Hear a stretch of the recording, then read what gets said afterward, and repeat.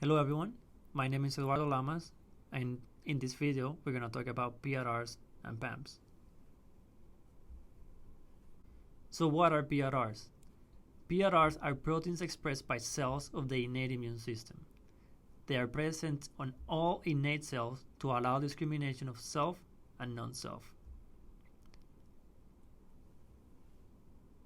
PRRs are a primitive part of the immune system. PRRs identify pathogen-associated molecular patterns, or PAMPs, and damage-associated molecular patterns, or DAMPs. PAMPs, on the other hand, are pathogen-associated molecular patterns. They are small molecular motifs conserved within a class or group of microbes.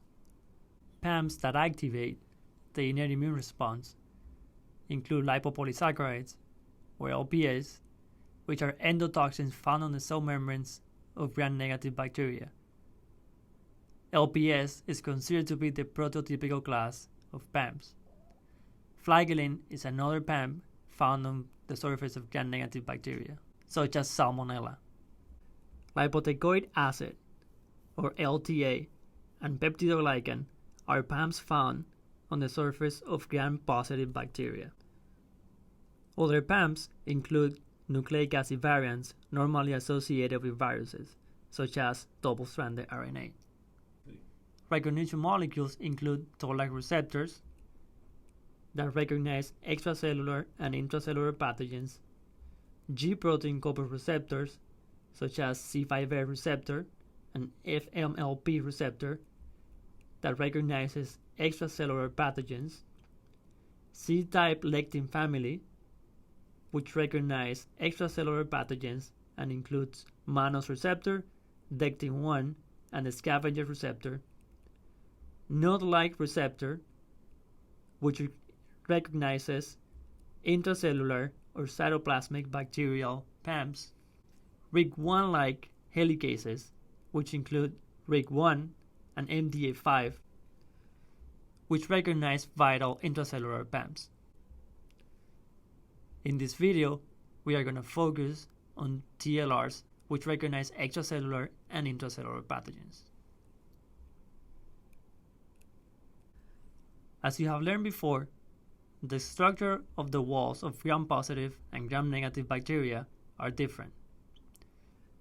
For example, gram-positive bacteria have a thicker peptidoglycan layer, whereas gram-negative bacteria have a thinner peptidoglycan layer.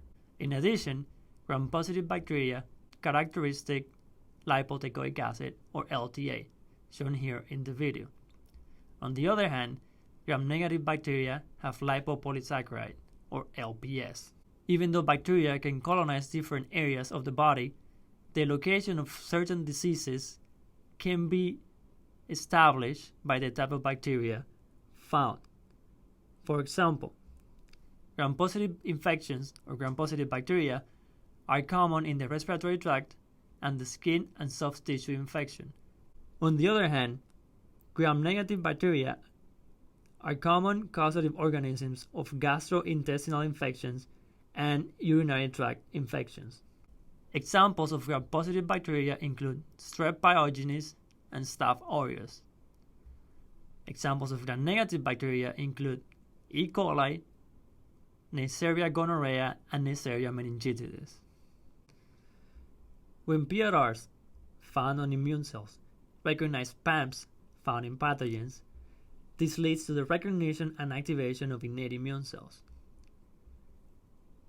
Furthermore, this recognition and activation will lead to intracellular signaling molecules being activated in the cells, and this can lead to the release of pro-inflammatory molecules, such as cytokines and chemokines.